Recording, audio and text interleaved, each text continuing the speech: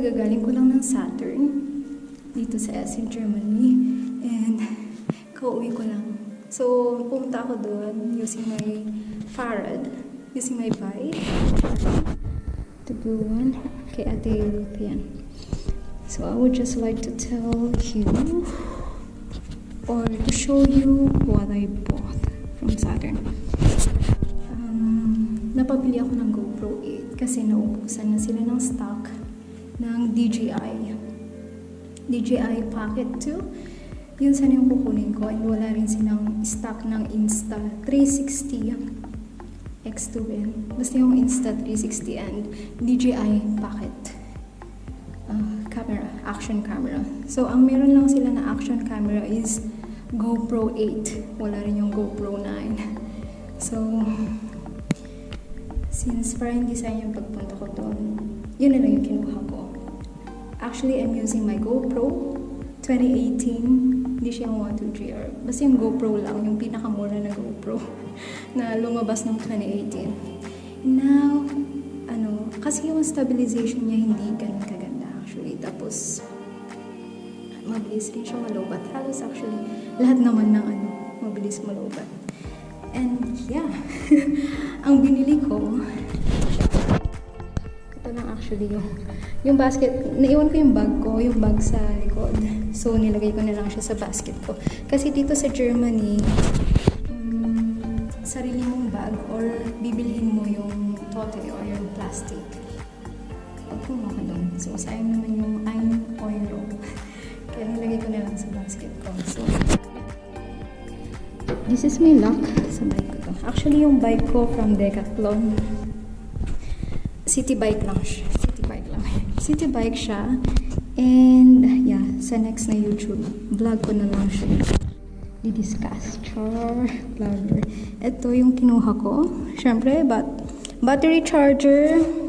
I also got, ano ba yan?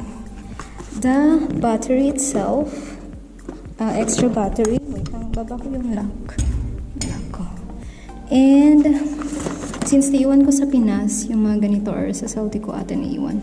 Kumuha na lang ako yung adhesive mount. And of course, the GoPro 8. Yeah. So, wala Wala yung 9. Wala talaga yung gusto ko. Sayang. Okay, so yun. Buksan na natin. Pasok na ako sa loob.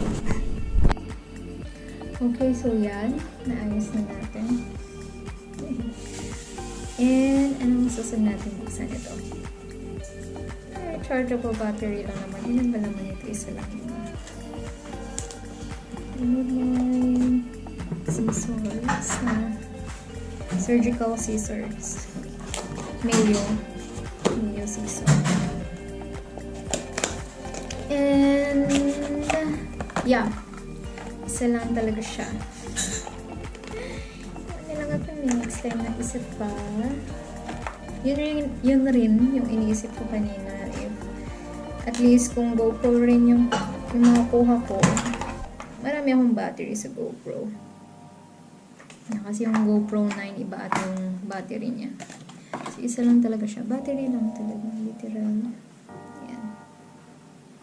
Dito yung phone ko check ko siya. Done. And yung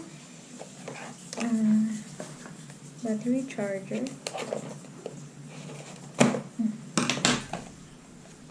Dual battery charger, so pwedeng dalawang i-charge ko dito. Sorry. Gasgas agad, char. Yan nga. Dalawang battery. We have the battery charger and the USB. Marami na akong USB-C na cable. Kasi halos lahat ng mga kaek-ekan, digital. Meron siyang battery. Parang same price lang Parang same price ba? Asan yung resibo ko? Parang same price siya. $49.49.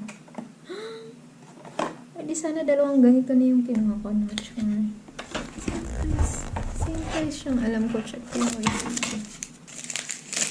Oh my God! Ah, hindi. Hindi. Magkaibang price pala siya. Kala ko same price na. Nagkamali ako. Pero okay lang. So, parang meron akong dami akong extra battery. Oh my God. So, hindi na ako bibili. Kasi, syempre, parang gusto ko pang bumili ng isa para sakto. Para hindi ako nalulobat. Mabilis malubat. So, dalawa na yung battery ko. Dalawang bago. Okay. Ito hindi pa nabuksan. So, it's nice. It's very nice. Ito na yung GoPro 8. Hindi ako ganun ka-excited kasi hindi talaga ito yung gusto ko. Pero, happy na din ako kasi naka-sale sila. Pero parang ilang percent? 10% sale lang naman. Wow. Wow. Sana may battery ulit. Siyempre may battery. So, ito yung box niya. Ganun pa din. Wala talaga yung GoPro 9. Hindi pa daw available. Parang i-order pa ata nila. Hindi ko na. GoPro ko na una walang screen protector. And lagi siyang nababagsak. So, iba nga. Iba yung design ng GoPro na mumurahin sa GoPro na. Siyempre, nung bagong labas nito, mas mahal. Mas mahal talaga to. And, I don't know how. Hindi ko pa napanood yung how to nito. Kasi ang pinanood ko is yung DJI and yung Insta360 talaga. Yun talaga yung gusto ko kasi. So, hindi ko pa alam kung paano to i-open, gamitin, and everything. Ano ba? Mamaya kasi. Papanoorin ko pa sa YouTube. Yan. So, right now, I'm vlogging with my GoPro 8. So, makikita nyo naman yung difference, kung ano yung difference nung GoPro. Ito yun. Ito yung gamit ko kanina.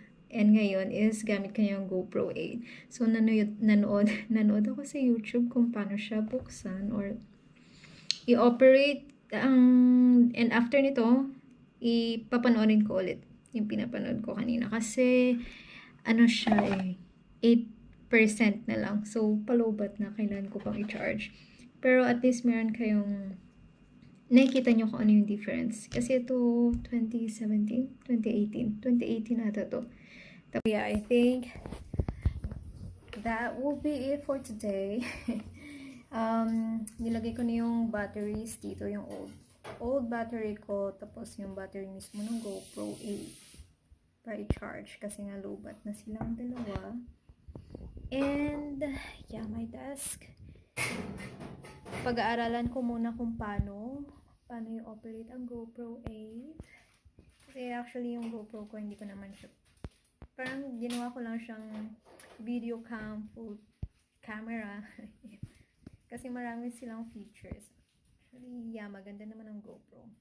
So, kailangan ko muna pag-aralan kung paano siya gamitin para mas maganda yung kuha pag magra-rides kami ulit.